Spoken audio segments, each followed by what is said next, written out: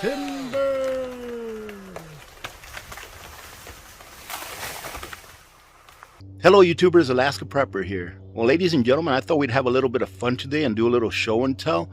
So what I'm going to show you today is the progress that I've made so far this year in creating the infrastructure for what will be my small homestead and my little slice of the world.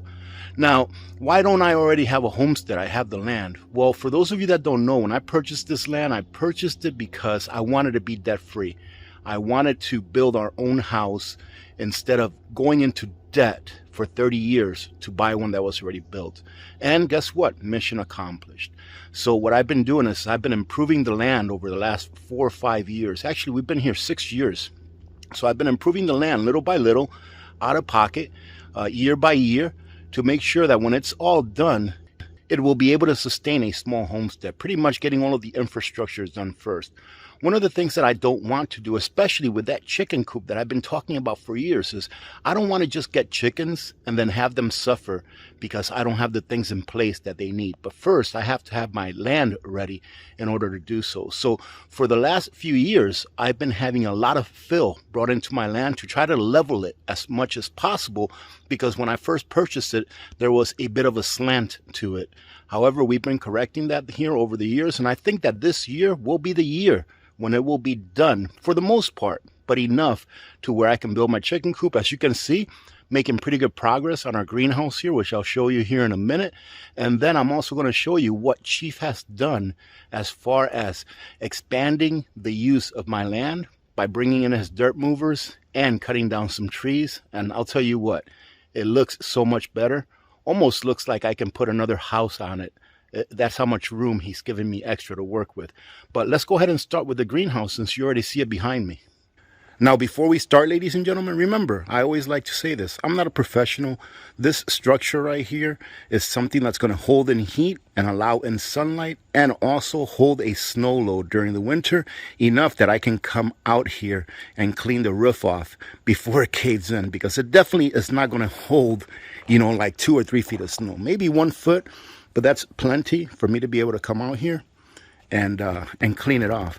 I've done one side of the roof because this is a pain in the butt to do because of the screws on the top especially.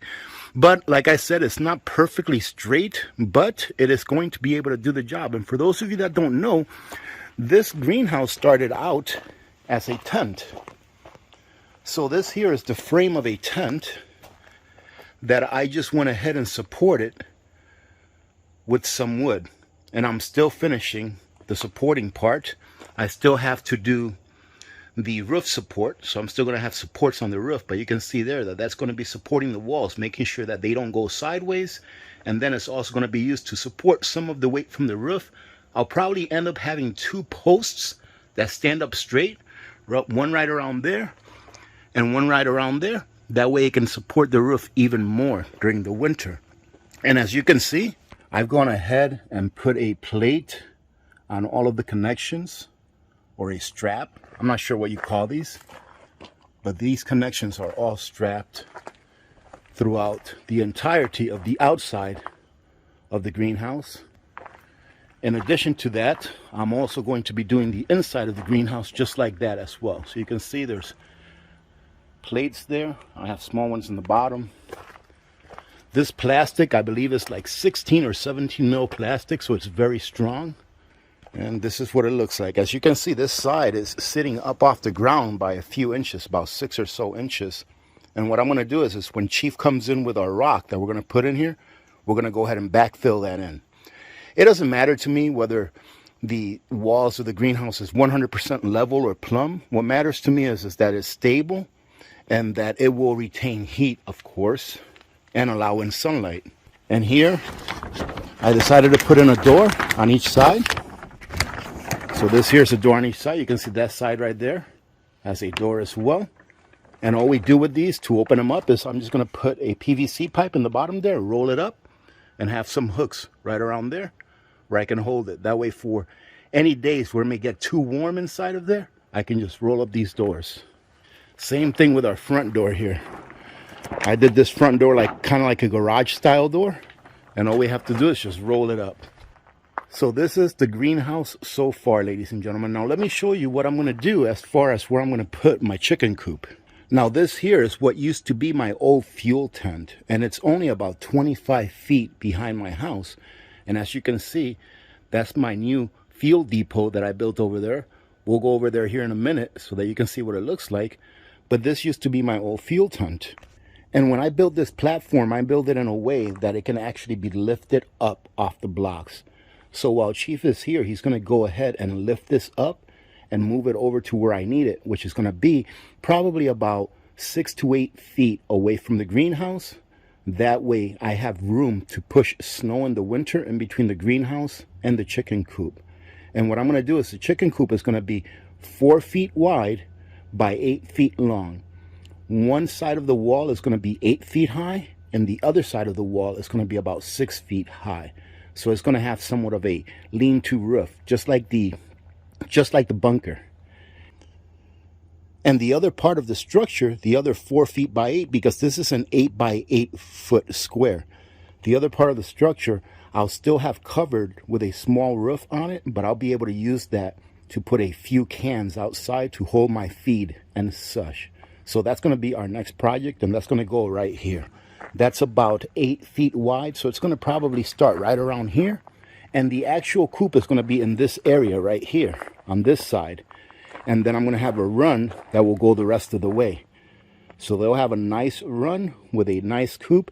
And the reason that I wanted the chicken run right next to the bunker is because that way in the summertime I can sit on my deck and watch them peck at each other.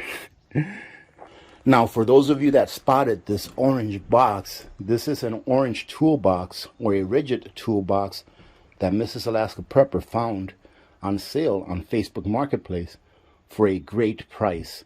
These things are several $100s, brand new. This one's in very good shape.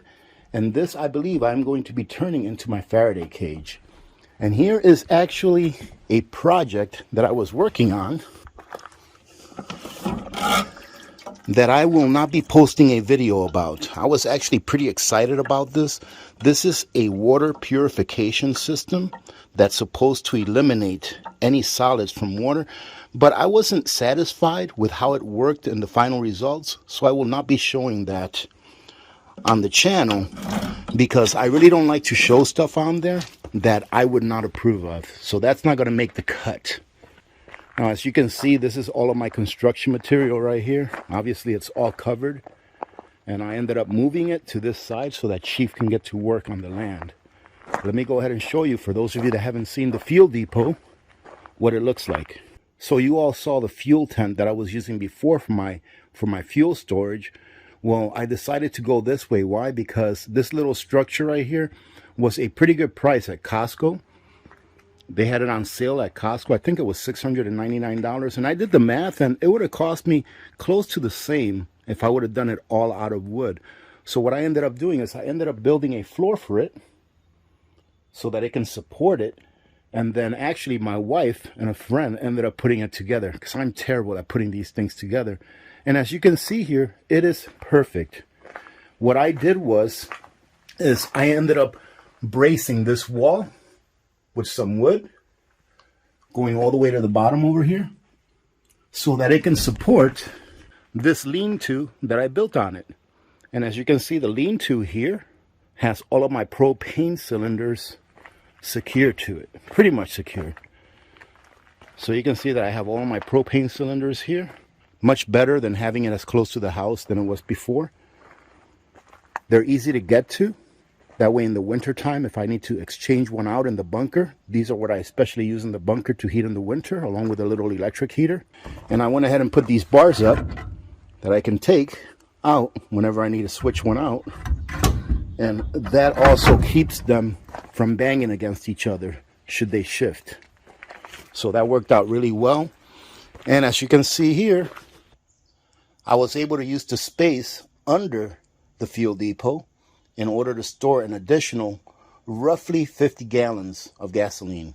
Each of those square cans, I guess you can call them, are 12 gallons apiece. So I would say roughly 40 to 45 gallons or so of gasoline stored down there as well. Now, I'm not done in here yet. As soon as I'm done with my chicken coop project and I've got all my scrap wood to one side, this is why I keep all of this scrap wood right here, ladies and gentlemen. I'm going to build some shelves from the bottom up so that I can hold more gas cans and so that I can also hold more of my automotive fluids that you see me purchase throughout my payday preps. And for those of you that maybe did not see my video where I showcased this fuel depot, I used that compartment there to store some of my 1-pound propane cylinders, some of my oil filters for each of my vehicles, and my engine oil. Right? So I have enough engine oil here to service each vehicle that we own 2 times. And of course, I have my WD-40 and such over there. I have some camp fuel right there, some Coleman camp fuel with a little more oil. And I also have a jerry can that's full of Coleman camp fuel. So this is not quite complete, but like I said, what I'm waiting on is to finish the chicken coop so that I can use my scrap wood in order to build the shelves that are going to be going up here. I also think that I may be using some scrap wood to maybe put a little more support for this roof. Since I already have those beams there, I figure that I can put a beam here along this wall right here and go across to give it even more support. But we'll figure that out as we go. This is rated for at least a foot of snow, I know that. And the reason a foot of snow is important to me is because if you're sleeping, a lot of times overnight while you're sleeping, you can have a foot of snow, fall. So as long as this can hold like 1 foot of snow, I'm fine. Because in the morning when you wake up, you can come out here and clear it out. And just to give you an idea, ladies and gentlemen, on how much fill has been brought in over the last couple of years, where I'm standing at is probably about 7 to 8 feet higher than what the ground level used to be. So the farther back that we go on my property, the more fill that needs to be used. Now, what I plan on doing is having Chief come back for the next 2 or 3 years and adding as much fill as we can add or as I can afford for that season. Now take a look at this tree stump that he took out of my front yard. This thing is huge. Look at this. Incredible. I mean, that is one big tree stump. And I remember cutting this tree. This is one of the first trees that I cut when I first started clearing the house or clearing the land for our house. So what I plan is I plan on seeing if he can expand this backward, probably all the way up to where this tree is right here. So he'll eventually end up cutting these trees down. He'll end up cutting those trees down right there. And he will fill this in, and about 3/4 of the way between here and where that tree is, or those trees are right there, he'll start grading downward. That way we don't have to build any steps or anything. It'll just be a natural grade downward. And now it's time to show you all the clearing that he's done so far this year. This is what it looked like when he first started. This is his first and second tree, I believe, that he cut down when he first started. And now look at this. He's cleared all of this out right here. And what he's doing is he's giving me a second driveway. So if you can see all the way back there, that's the beginning of a second driveway. That way, in the winter time, we'll have a driveway that we can just come around, come all the way around here. And then, of course, I have to get rid of all my junk, which this will be all out of the way. Come around here, and it'll take me up to the other driveway. That way, we'll have 2 entries and 2 exits. And this, of course, ladies and gentlemen, is what I like to call liquid gold. And this is my heating fuel for 1 winter. My goal is to be able to have enough of this stuff to heat my house for 3 full winters. And this is the 2,500 gallon tank, water tank that I have. And that's probably going to go somewhere next to the back of my house. That way I can use it for my gardens. And so that I can also tap into my internal tanks should I ever have to. And it will also make it easy for me to be able to put my gutters connected to it to collect rainwater should I ever have to. So last year when I harvested my potatoes, I went ahead and dumped all of the dirt right here. Right? And that's what I was planning on using this year for my potatoes. So I went ahead and used some of it. I also got some Miracle Grow just because I wanted to make sure that I had enough plant food in there. And I went ahead and put up 15 grow bags of potatoes. And as you can see, they are doing really, really nice. They are looking really good. So this dirt pile, however, I wasn't planning on using this dirt pile for anything. But I still had some seed potato left from last year that I had put away in my pantry. And I was like, well, I'm not going to throw these away. So I just ended up digging holes in this mound of dirt and just throwing them in there. Like whatever happens, happens. And look at this, ladies and gentlemen. I put a little bit of fertilizer in the soil, and I've been watering them on a regular basis, and they're looking really good. Now these bags right here that you see, these are full of the grow bags from last year that I didn't use this year. And the reason that I put this dirt here is because this is where my old fuel tent is sitting, and it's going to be out of there.